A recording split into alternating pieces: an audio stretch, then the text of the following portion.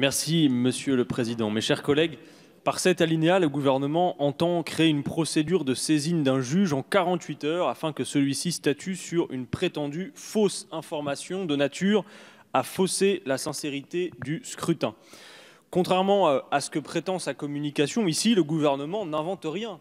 En effet, une procédure qui s'y apparente est déjà prévue par l'article 6 de la loi dite pour la confiance dans l'économie numérique. Cette loi date de 2004. Toutefois, nous nous interrogeons sur les motivations réelles du gouvernement. À rebours de ce texte, nous voulons garantir les libertés fondamentales et notamment la liberté d'informer. Comment raisonnablement penser qu'un juge, seul, pourrait en à peine 48 heures prendre connaissance du dossier, organiser un échange contradictoire entre les parties, demander des pièces complémentaires afin de pouvoir juger dans de bonnes conditions? Cela n'est pas raisonnable. Par ailleurs, comme aucune procédure d'appel n'est prévue, cette atteinte à la liberté d'expression pourrait se faire sans aucun recours possible. Selon nous, seul le travail rigoureux de vérification par une presse pluraliste et indépendante, complétée par une saisine du juge en bonne et due forme, dans une véritable procédure, nous paraît être à même de garantir la liberté d'expression plutôt que de tenter de la censurer de manière de fait quasi aléatoire.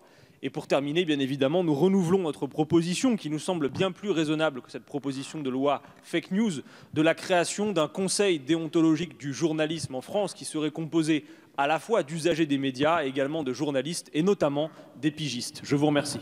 Merci, Monsieur le Président. Tel que prévu par le gouvernement, cette procédure en référé ne prévoit pas de possibilité d'appel. Pourtant, nous le savons déjà et nous mettons en garde le gouvernement et la majorité, cette procédure menée en temps record va entraîner de fait de nombreuses mauvaises décisions et les erreurs seront manifestes et régulières.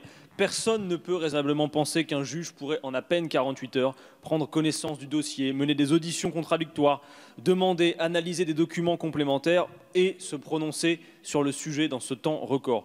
Nous proposons donc à minima de créer une procédure d'appel à l'ordonnance de référé du juge afin de pouvoir éventuellement corriger une décision erronée prise dans la précipitation. C'est l'objet de notre amendement. La 17e chambre du tribunal de grande instance de Paris est d'ailleurs spécialisée en droit de la presse. Elle pourrait donc apporter une meilleure réponse qu'un juge des référés non spécialisé. Je vous remercie.